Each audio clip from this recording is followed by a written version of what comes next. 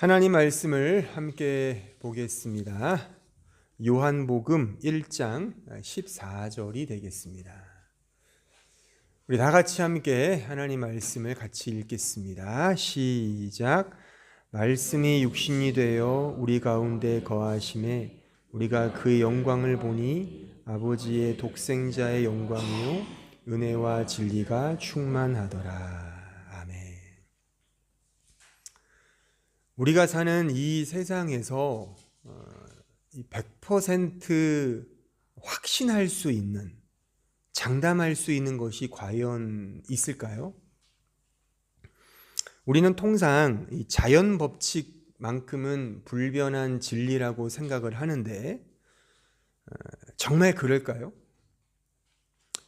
가령 물은 위에서 아래로 흐른다는 이러한 법칙이 있지 않습니까? 이것도 사실 어떤 조건과 여건이 성립될 때라야만 가능한 거죠. 다시 말하면 중력이라는 차원이 있는 곳에서는 맞습니다만 무중력의 상태, 그러니까 우주 같은 곳에서는 물이 사방으로 퍼지죠. 그러니까 물이 위에서 아래로 흐른다는 그 자연 법칙은 사실 조건과 상황에 따라 다르게 이해되는 법입니다. 또한 시간이라는 것도 마찬가지죠. 시간이 일정하게 흐른다고 우리는 생각을 하잖아요. 근데 실제 그렇습니까? 아인슈타인의 그 일반 상대성 이론에 의하면 중력이 강할수록 시간이 더디게 흐른다고 그럽니다. 말하자면 타임 딜러테이션이라고 하여 그 시간의 확장성이라고 하는 거죠. 그러니까 중력이 셀수록 시간은 더디게 흐르는 것은 사실 과학 분야에서는 이미 다 아는 사실입니다. 또한 어떤 물체가 빛의 속도로 갈 수만 간다면 그 시간과 공간이 와해됩니다. 시간은 느리게 흐르고요. 장소의 그 연장성이라는 것, 우리 철학에서 그 장소에는 고유한 연장성이 있다는 그것조차도 사실 불확실하게 된다 그겁니다. 그러니까 우리가 생각하는 이 자연 법칙도 그 자연 법칙을 탐구하는 실험자의 관점이나 그 상황과 여건과 환경에 따라 그 법칙은 달라지기 일수다 그겁니다. 이렇게 놓고 보면 이 세상에 존재하는 그 무엇도 완벽하거나 완전하거나 불변하거나 영원한 것은 아무것도 없습니다. 이것이 피조물의 유한성입니다. 우리와 이 세상은 그런 존재입니다. 다만 완전하고 불변한 것은 이 모든 것을 창조하신 창조주 하나님만이 영원하십니다. 그 하나님이 그렇게 계획하시고 결정하시며 완성하신 그의 뜻만이 불변하고 영원합니다. 그 뜻의 그 말씀이죠. 그 뜻은 말씀으로 이 세상에 오신 예수 그리스도를 가리킵니다. 따라서 그분만이 어제나 오늘이나 영원토록 동일하시고 무한하시고 불변하시며 영원하다. 우리는 지금 이 성탄 시즌을 맞이하여 십자가는 승리한다라는 이 테마를 지금 계속 공부하고 있습니다. 성경이 약속하고 있는 하나님의 승리에 대하여 공부하고 있는데 하나님의 승리는 전적인 은혜의 승리라 했습니다.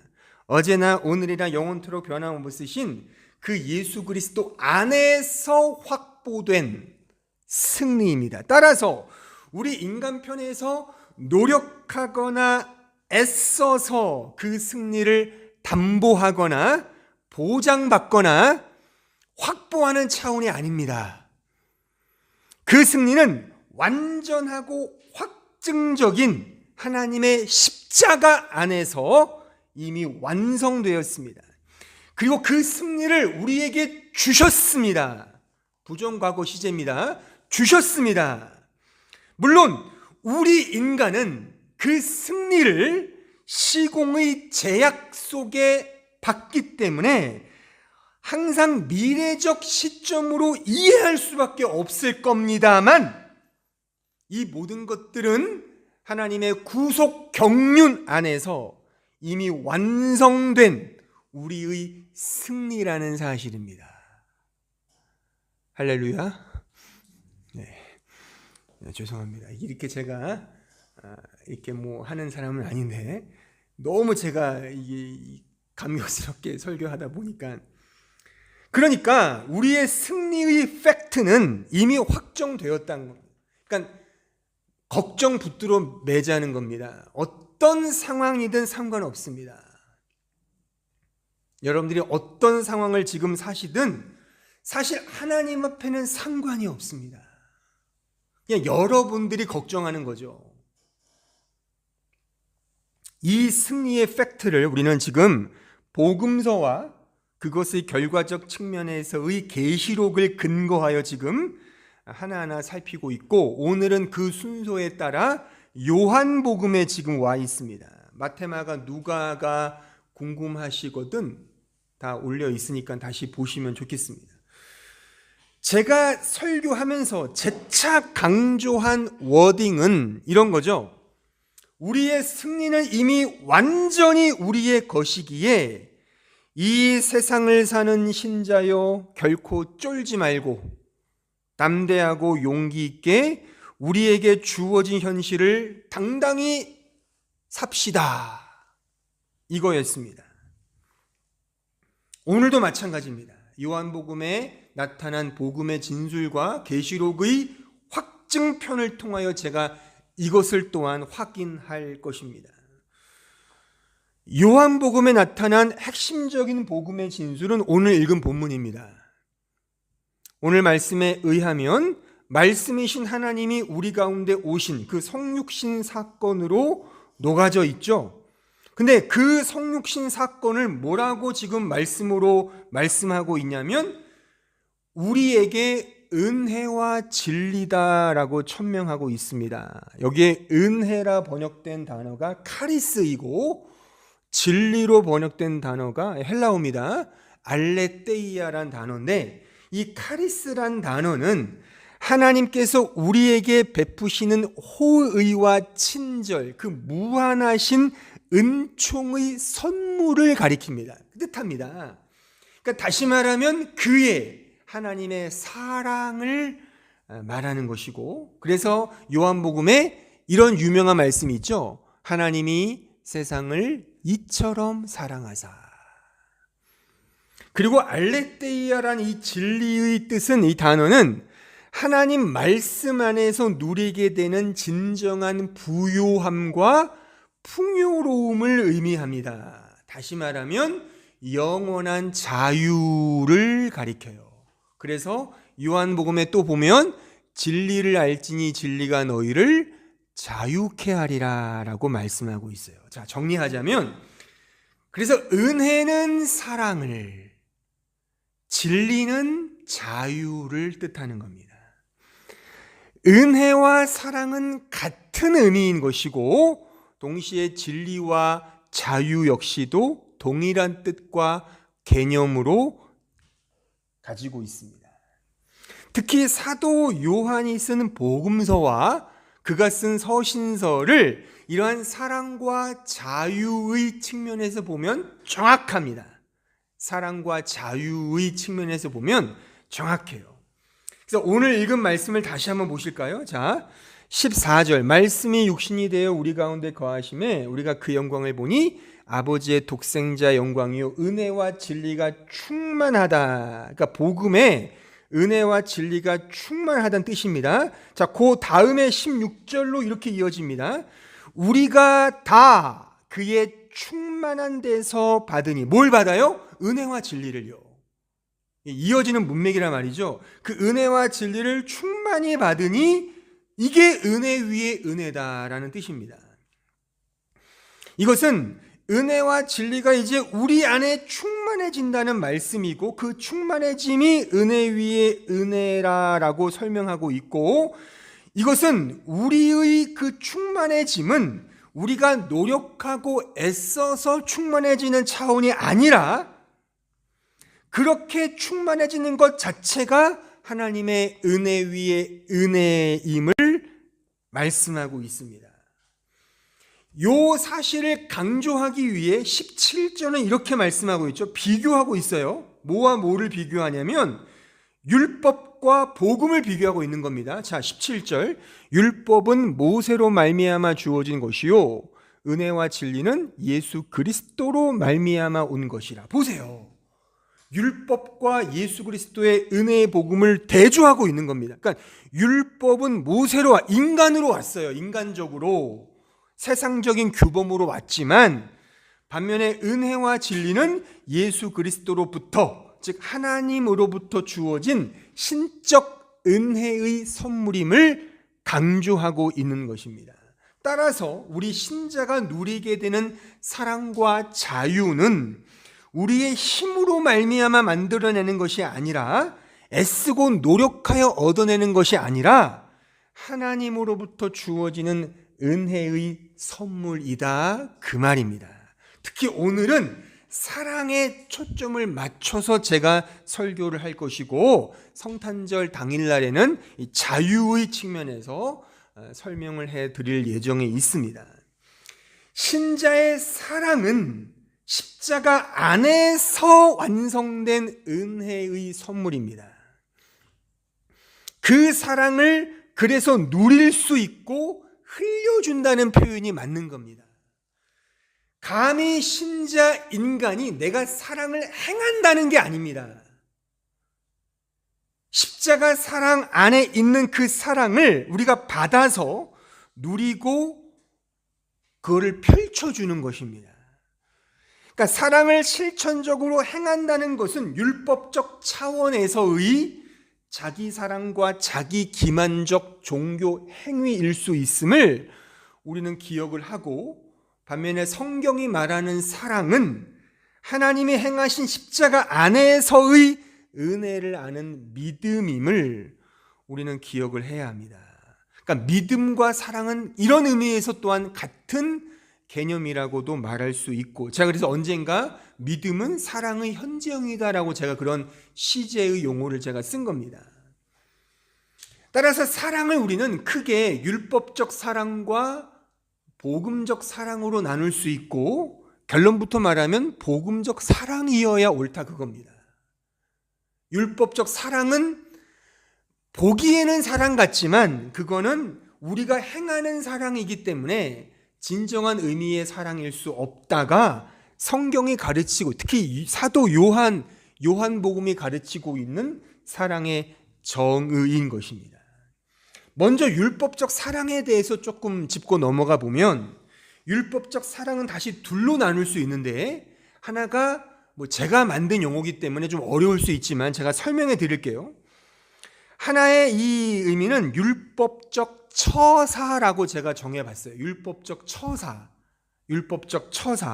또 하나는 율법적 사랑입니다. 율법적 처사라고 명명한 것은 윤리와 도덕적 차원에서의 인과응보이기 때문에 그러합니다. 다시 말하면 착하게 살면 착한 결과가 주어지고 악하게 살면 악한 결과가 주어진다는 지극히 인간적 처사의 원리. 눈에는 눈, 이에는 이, 친절에는 친절, 욕에는 욕, 이런 식의, 주목에는 주목. 이게 율법적 처사입니다. 그러니까 율법의 기계적 측면을 곧이곧대로 따르고 순응하고자 하는 보편 인간의 실천 요강이라고 말할 수가 있습니다. 우리는 대체로 자신의 메타인지를 매우 긍정적이고 노골적인 측면에서 자기 치장으로 생각하는 경향이 강합니다. 그래서 보편 인간에게는 하나님을 믿지 않아도 나름의 도덕적, 윤리적 차원에서의 양보와 나눔과 봉사와 이런 섬김을 대사회적으로, 대인류애적으로 행하곤 한단 말이죠. 그래서 눈에는 눈보다도 조금 양보하여 눈에는 이마 정도, 그러니까 눈으로 맞으면 눈을 가하면 너무 없어 보이잖아요. 눈으로 눈을 감는 게 아니라 이마를 때린다든가 이렇게 약간 좀, 그러니까 상대가 쌍욕을 하지만 나는 점잖게 돌려까기식의 고급스러운 욕을 한다든가, 그러니까 적당하게. 상대가 싸대기를 때리면 나는 싸대기를 맞짱을 뜰 수 없는 거예요. 왜요? 고급한 인간인데. 메타인지를 그렇게 하거든요, 인간은. 그래서 좀 점잖게 싸대기가 아니라 그냥 옆구리를 꼬집는다든가 이런 식의 적당한, 그러니까 자신의 도덕적 윤리적 신분을 상승시키기 위한 교묘한 꼼수를 부려서 그렇게 자기를 드러내고자 한다는 것, 이게 율법적 처사입니다. 율법적 처사는 자기 희생까지는 가지 않습니다. 적당하게 하는 거예요. 그러니까 노블리스 오블리제 정도의 고급함.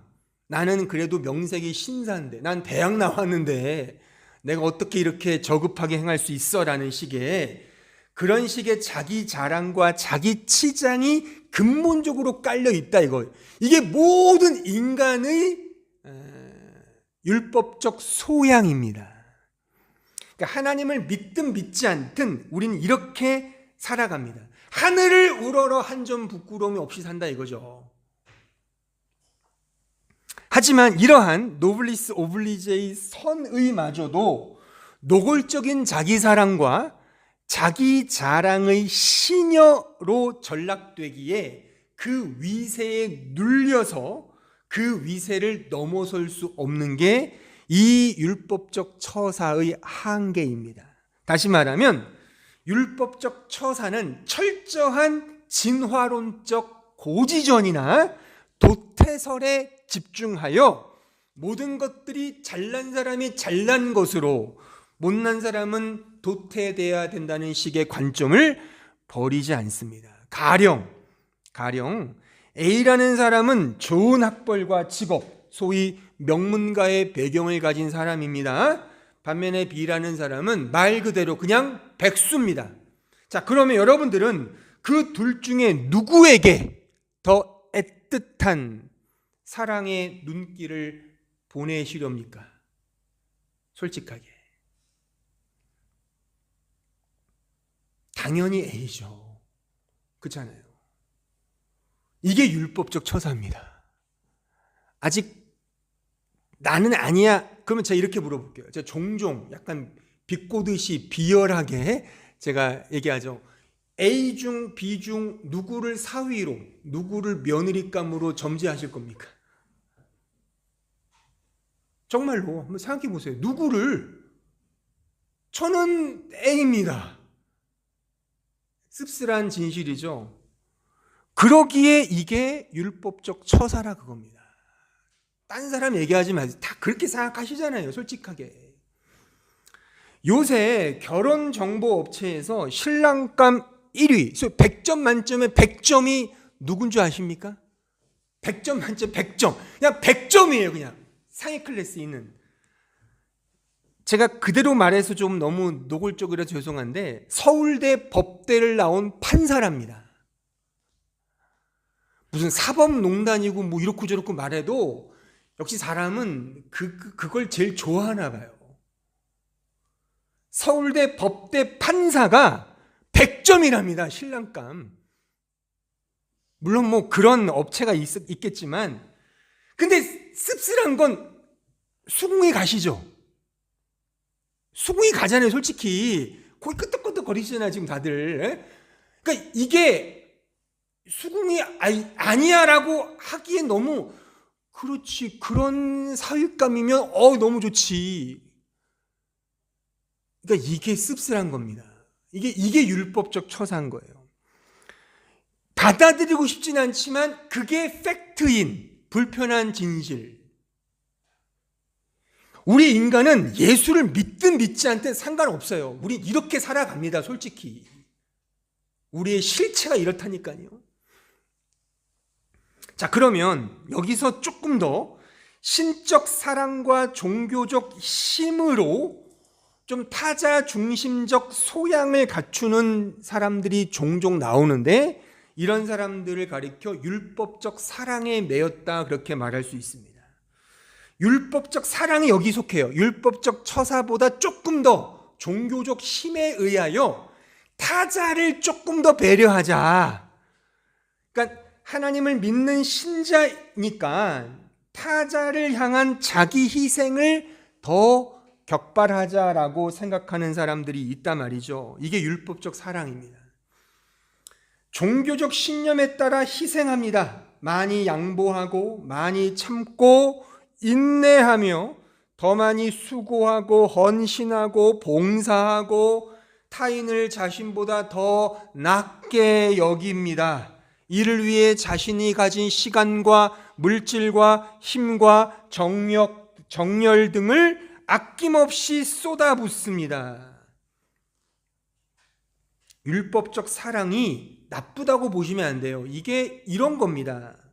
그러기에 다른 사람들이 존경하고 존중하고 떠받드는 위치가 이런 율법적 사랑 정도를 가진 사람들로 그렇게 대접받습니다. 하지만 이러한 사랑이 성경이 말하는 참된 사랑이 아닌 이유는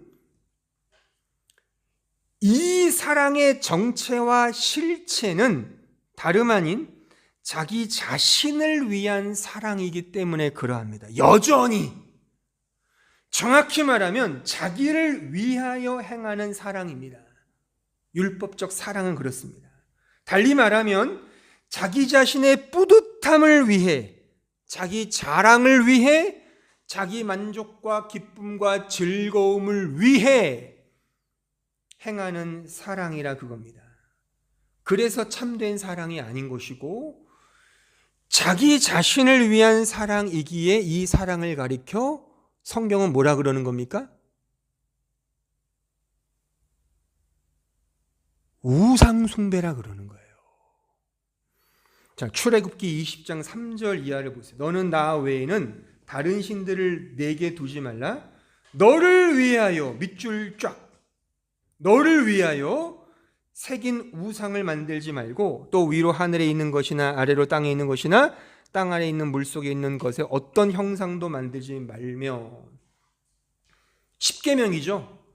십계명 제 첫 번째, 너는 나 외에 다른 신을 두지 말라, 우상 만들지 말라. 두 번째, 이것은 공히 다 자기 자신을 위한 것을 의미해요. 그러니까 다른 신은, 우상은 나 자신을 위하는 게 다른 신입니다.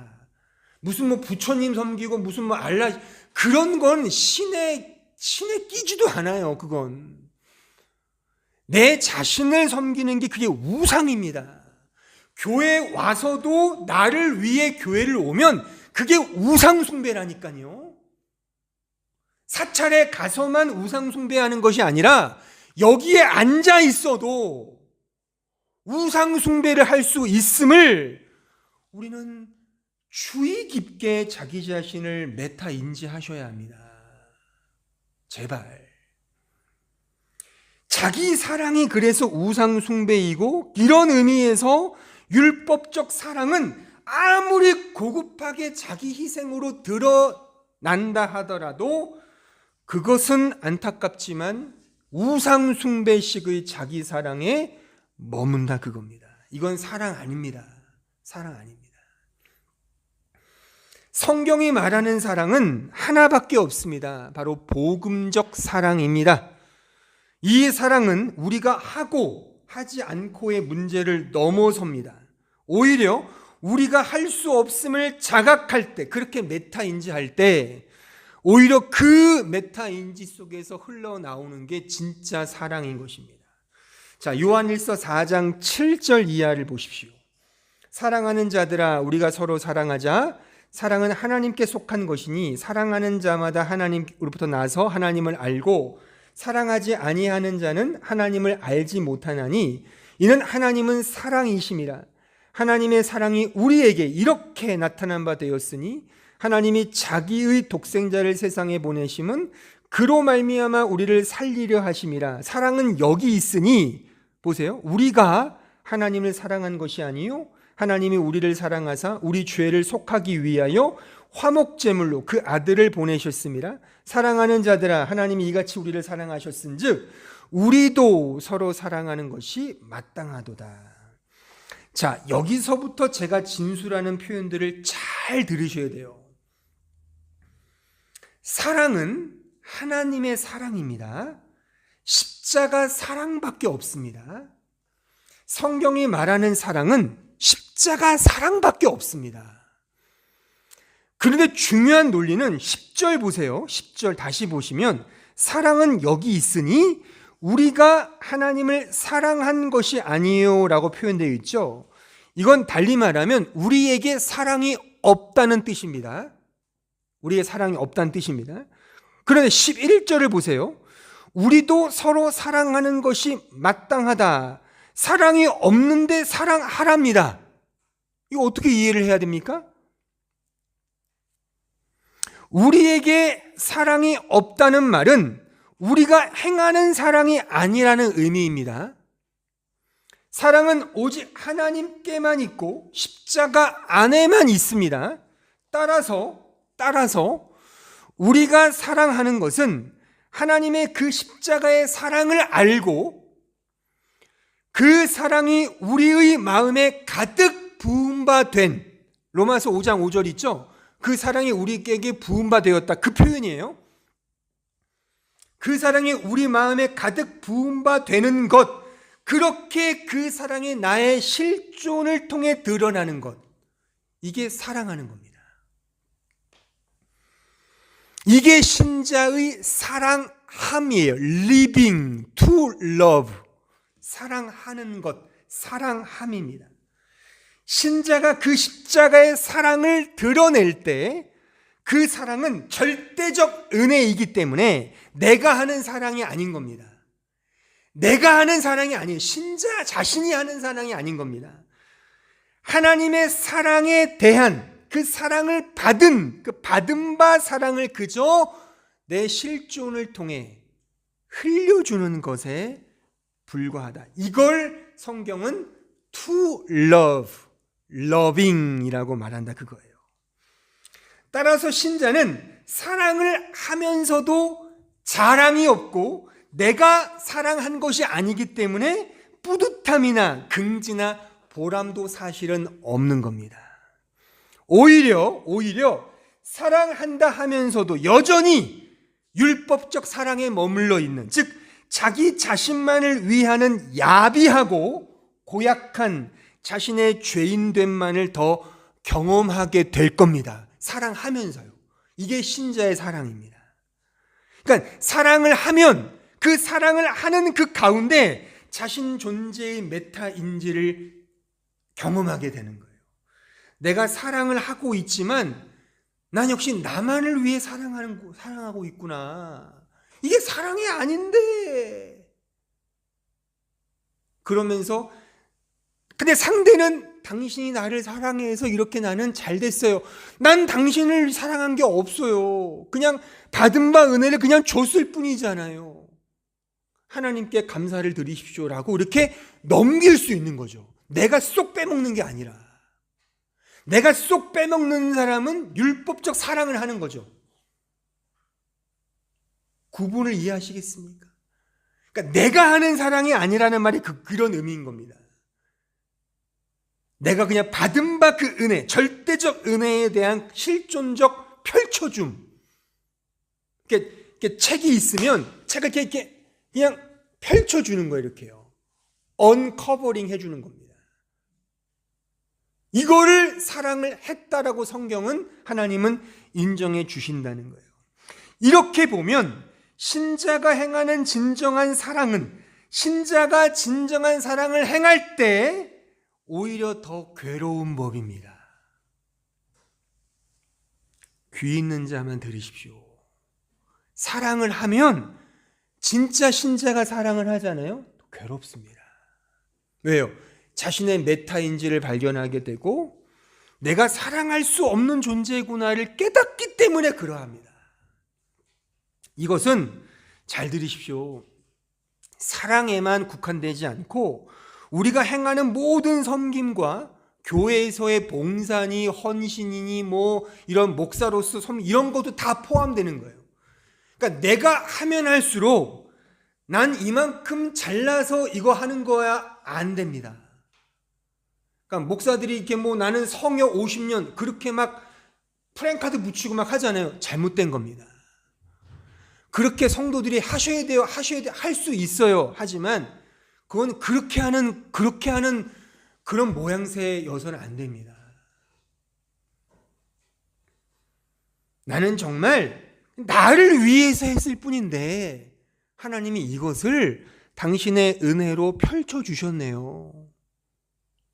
다 하나님의 은혜입니다. 내가 한 거는 아무것도 없어요를 가야 되는 게 맞잖아요. 이게 사도 바울의 고백이었잖아요. 내가 한 건 아무것도 없다. 나는 오직 하나님의 은혜이다. 오히려 사랑을 행할수록 그 십자가 사랑의 흔적, 스티그마, 흔적이 내 안에서 도드라지게 드러나기 때문에 더 힘들고 어렵고 고달픈 그런 여정인 거예요. 왜요? 자기 부인의 여정이기 때문에 그러한 겁니다. 우리가 누군가를 사랑하고 품을 때 결코 우리 자신을 배제할 수 없지 않습니까? 그러기에 우리 모두는 율법적 사랑의 범주 안에서 사랑을 사실 실천하고 있는 겁니다. 내가 더 많이 양보하고 희생한다 하지만 그건 어디까지나 나 자신을 위한, 나 자신의 뿌듯함을 위한, 나 자신의 존재와 가치를 위한 사랑일 뿐이라는 사실이에요. 그래서 성경은 이런 율법적 사랑이 아닌 복음적 사랑, 은혜 위에 은혜로 덮인 그 사랑을 행하라는 것이죠. 근데 이 사랑을 행할 때 메타인지, 즉 존재론적 인식을 할 수밖에 없다는 거예요. 내 존재, 내 중심적인 내 근거를 뺄 수 없기에 그 안에서의 갈등이 유발되고 그 갈등 속에서 내가 하는 건 내가 하는 것이 아니요 하나님의 은혜입니다로 갈 수밖에 없는 거라는 게 제 이 말씀의 논리적 설명이라 그겁니다. 그러니까 최소한의 자기 자신의 존재 가치를 챙기려 하는 내 자신의 그 민낯을 여실히 발견하게 되는 것이 신자의 to love, 사랑함이다 그겁니다. 제가 언젠가도 이런 꿈 이야기를 제가 해드린 적이 있는데, 물론 제 꿈도 아니고 뭐 그렇다고 제 아내의 꿈도 아닙니다. 어떤 모 목사님의 사모님의 꿈에 대한 이야기인데 내용인즉슨 이런 겁니다. 그 사모님이 꿈을 꾸셨는데 누가 사과 5개를 줬답니다. 근데 지나가는 행인이 하나를 달라 해서 그냥 줬대요. 왜? 하나 줄 수 있죠. 왜? 자기는 또 사모니까. 난 예수를 믿는 신자인데 명색이. 줬대요.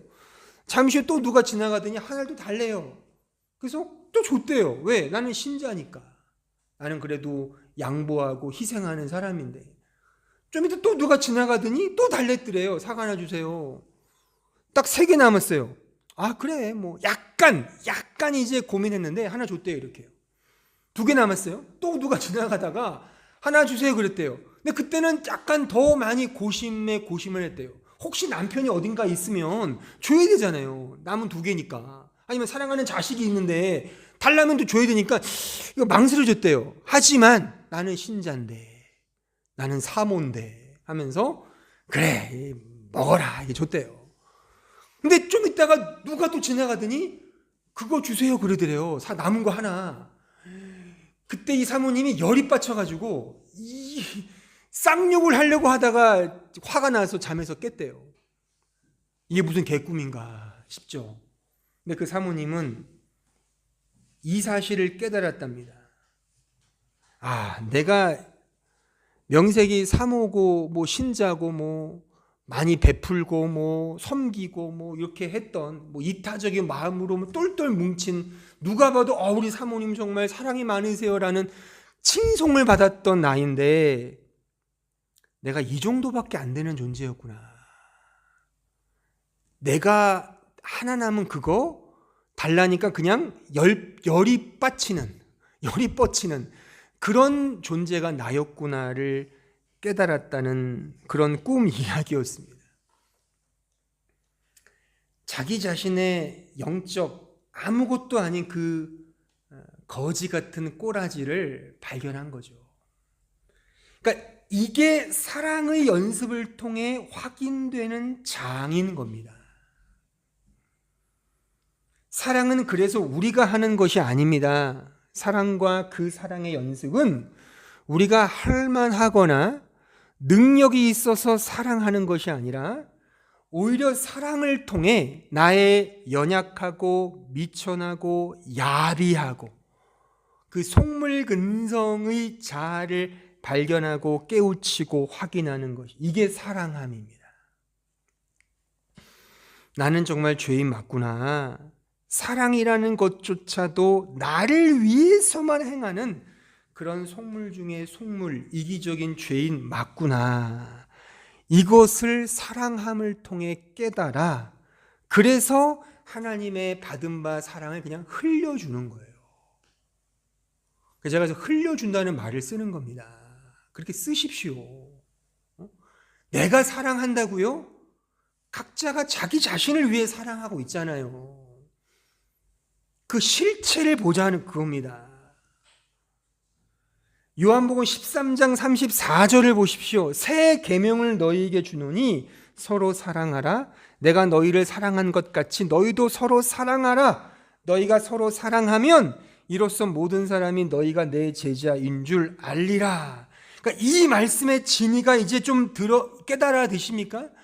단순히 우리의 행위로 사랑하라는 말씀이 아닙니다.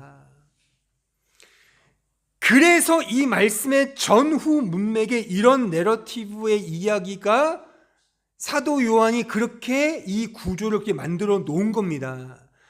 요 말씀 서로 사랑하라의 앞뒤에 어떤 내러티브가 있는 줄 아십니까?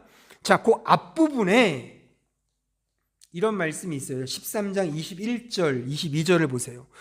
예수께서 이 말씀을 하시고 심령이 괴로워 증언하여 이르시되 내가 진실로 진실로 너에게 이르노니 너희 중 하나가 나를 팔리라 하시니 제자들이 서로 보며 누구에게 대하여 말씀하시는지 의심하더라. 요 이야기가 아까 읽었던 34절 전까지 쭉 나열되어 있어요. 즉 예수님을 은30에 팔아넘기는 가룟 유다의 이야기가 그려져 있단 말입니다. 이게 과연 서로 사랑하라와 무슨 관련이 있겠습니까? 성경은 축자 영감임을 믿죠. 모든 글자와 흐름이 다 하나님의 의도된 작품임을 우리는 믿습니다. 그냥 주신 게 아니라 말이죠. 왜 이런 말씀 전에 이런 내러티브가 있는가? 분명히 깊은 관련이 있단 말입니다. 그게 무엇이냐? 서로 사랑함이란 자기 자신을 위해 주님마저도 팔아넘기는 패역한 자기 실체의 폭로를 아는 것이다. 그겁니다. 사랑을 하면 이 실체를 알게 된다는 사실입니다.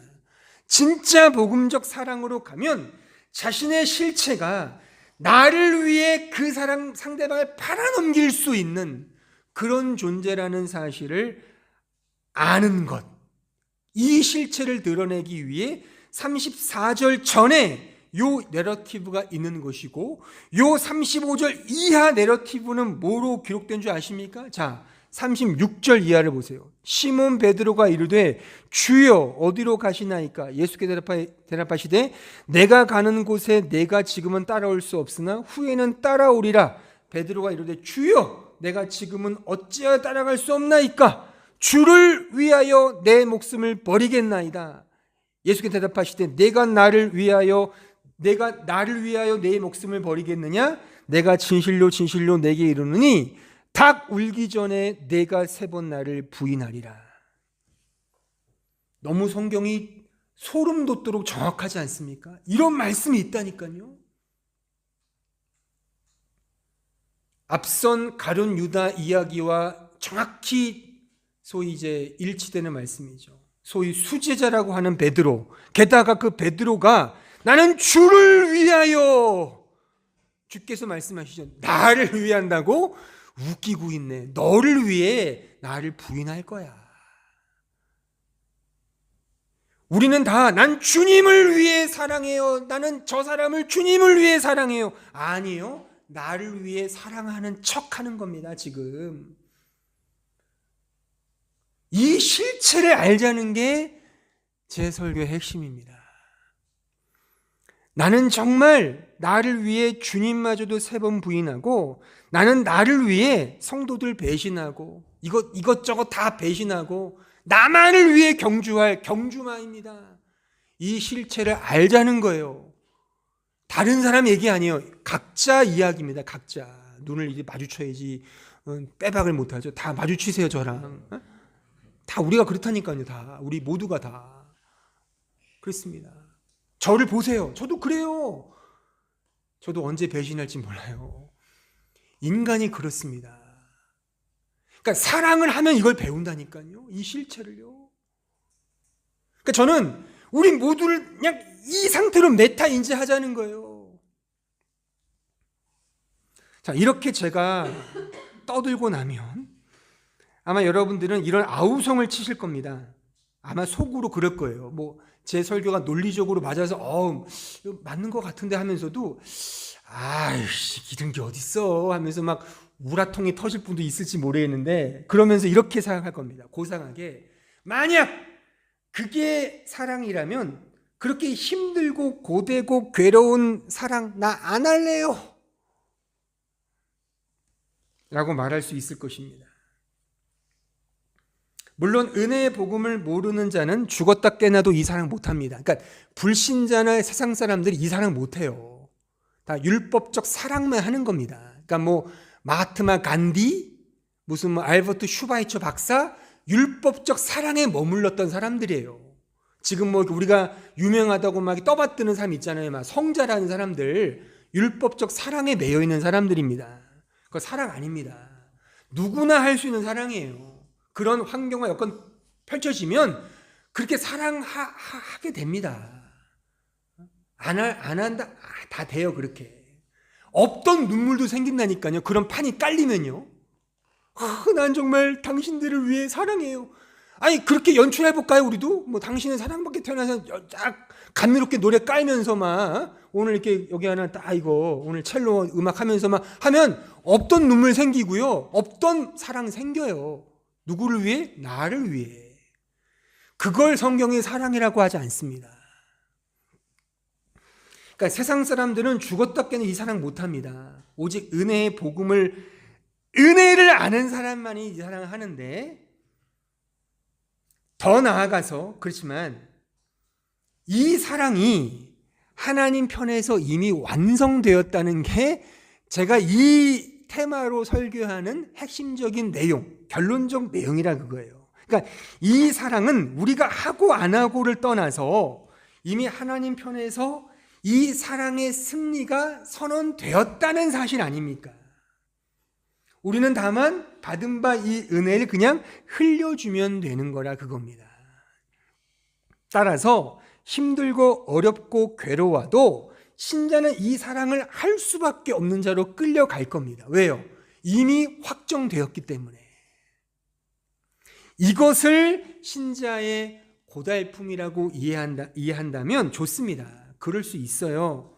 그럴 수 있습니다만 살다 보면 하나님이 이끌어 가시는 그 믿음의 여정으로 끌려가다 보면 결국 나도 모르게 이 사랑을 하고 있는 자기 자신을 발견하게 될 겁니다.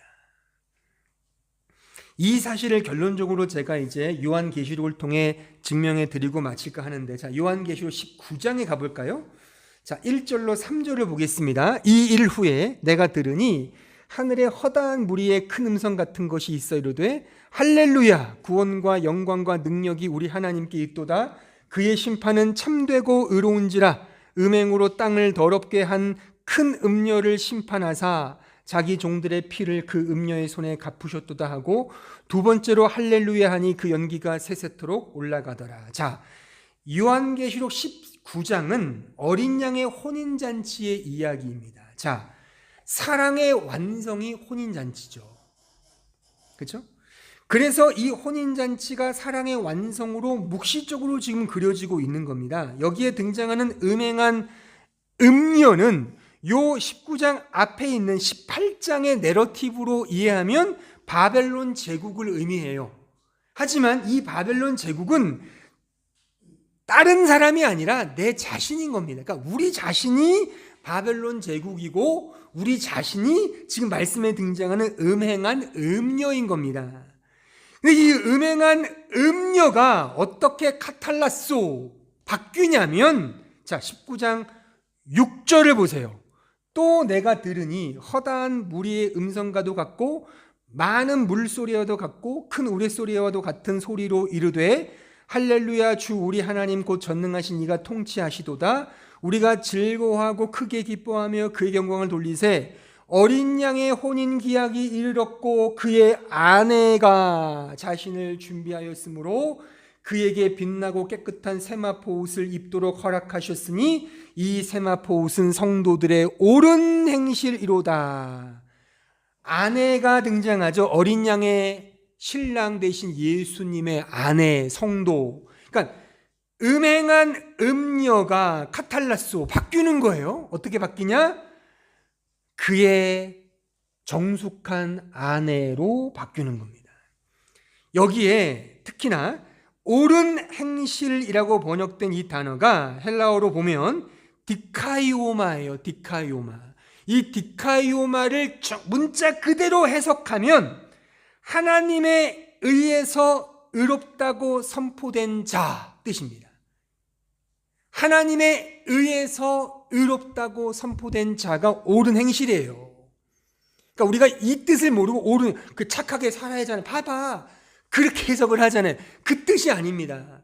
윤리적 도덕적 차원의 착한 행실이 아니라 하나님에 의해서 의롭다고 선언된 자, 그런 것, 이게 디카이오마라는 이 단어의 뜻입니다. 이렇게 우리를 변화시켜 주시는 거예요. 하나님의 전적인 은혜의 역사로 음탕한 음녀에서 정숙한 아내로, 신부로 되는 겁니다. 이거는 확정입니다. 확정입니다. 승리입니다. 이 사랑의 승리를 노래하며 살아가는 자가 바로 우리 신자라는 겁니다. 제가 앞서 설명한 그 복음적 사랑을 우리는 그래서 이러한 혼인잔치에 묘사된 묵시적 그림을 통해서 우리가 그려내야 할, 살아내야 할 아름다움으로 이해해야지, 억눌린 책임으로 이해하시면 또다시 율법적 사랑으로 회귀할 수밖에 없다는 사실입니다. 그러니까 누리십시오. 이 완성된 사랑을 우리 안에서 흘러나오도록 누리면 된다는 겁니다. 신부가 된 신자는 그 은혜를 따라 이제 사랑하는 겁니다. 율법적 사랑이 아니라 복음적 사랑을 사랑하는 겁니다. 물론 그렇게 사랑하면서 우리의 메타인지, 나의 영적 꼬라지를 발견하겠죠.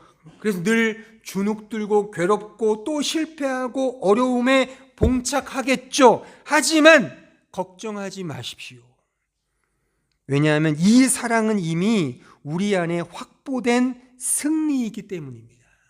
우리는 이미 그 사랑의 향연, 그 잔치를 지금 누리고 있는 와중에 있는 겁니다. 그러면서 우리 자신을 하나하나 확인하면서 누리면 되는 거예요, 그냥. 나 같은 죄인을 여전히 사랑하시는 하나님의 은혜와 사랑을 누리면 되고, 그 앞에 여전히 나는 초라하고 부족하며 연약하고 모자라고 패역하고 음탕하다는 그 자신을 확인하면 되고, 하지만 그런 나를, 신랑 되신 하나님이 나를 정숙한 신부로 여겨주셨다는 그 사실 속에서 받은 바 그 사랑을 그냥 흘려주는 것, 나의 실존적 삶 속에서, 주어진 삶 속에서 그냥 흘려주면 그게 그냥 사랑함이다 라고 성경은 말한다, 그겁니다. 이제 우리가 부를 찬송가가 94장입니다.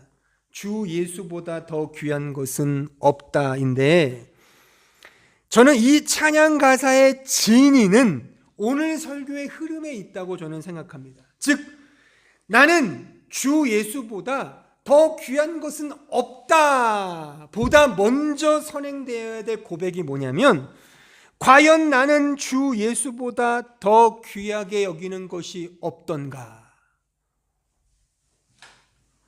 스스로에게 물으셔야 돼요. 호언장담으로 나는 주님 사랑해요가 아니라 나는 정말 주님보다 더 사랑하지 않는 게 뭐가 있을까? 정말 주님보다 더 사랑하는 것이 없던가? 라고 자기 자신을 돌아보셔야 돼요. 그러면 반드시 그런 자에게 들려오는 주님의 따뜻한 음성이 이러할 겁니다. 사랑하는 성도요. 여기는 이름을 붙여야죠. 좀 실감나게. 사랑하는 성수야. 나는 너보다 더 귀한 것이 없단다. 너는 나의 전부란다. 라는 그 주님의 따뜻한 속삭임을 듣게 될 겁니다. 그때 거기에 맞장구를 치면서 Yes, Lord.